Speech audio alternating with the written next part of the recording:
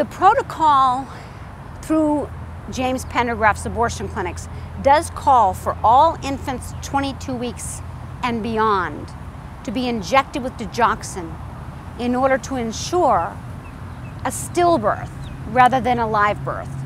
This shows you that they do know the infant would survive the birth if they weren't lethally injected.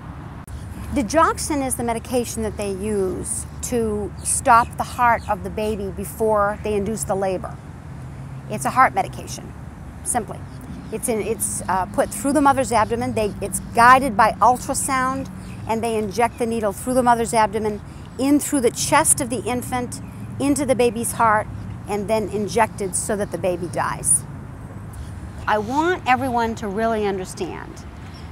A little boy at 22 weeks and 5 days gestation can survive. Now, he's on the edge of viability, but I have 2 cases where I know of infants surviving being born that early. One is a little daughter of a friend of mine. She was born at 23 weeks. Her name is Hope. And she had a hard go of it. She was born prematurely, naturally prematurely. Her mother was not trying to destroy her. But she was born and survived, and I have some great photographs of her in her incubator when she was first born. And because she was given heroic care at a local hospital here in Orlando, she survived. So these are photographs of a child who is being loved and cared for and treated in a medically necessary way by fine physicians, not abortionists. And so she's a little girl who runs and plays and jumps and learns. She's a little person. So nobody is saying that they're not people when they're 22 weeks gestation. There have been children who've survived abortions. I want to tell you about another little girl. And right at Orlando Women's Center, one of James Pendergraft's abortion clinics. And this is in 2001, in November, 23 weeks gestation.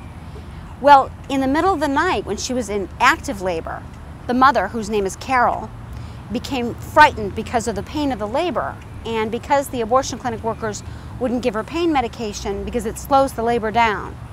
And so she became so frightened, and she alleges that she was abused emotionally and neglected medically, that she took it upon herself to leave the abortion clinic while she was laboring.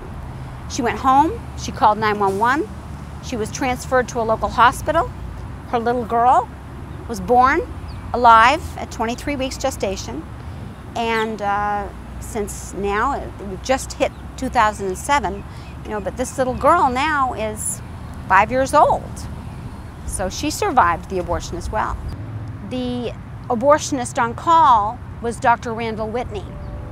And since Carol was able to have her baby, and her baby survived, her little girl does have a lot of physical problems from being induced too early. She was born extremely premature. 23 weeks is very early to be born.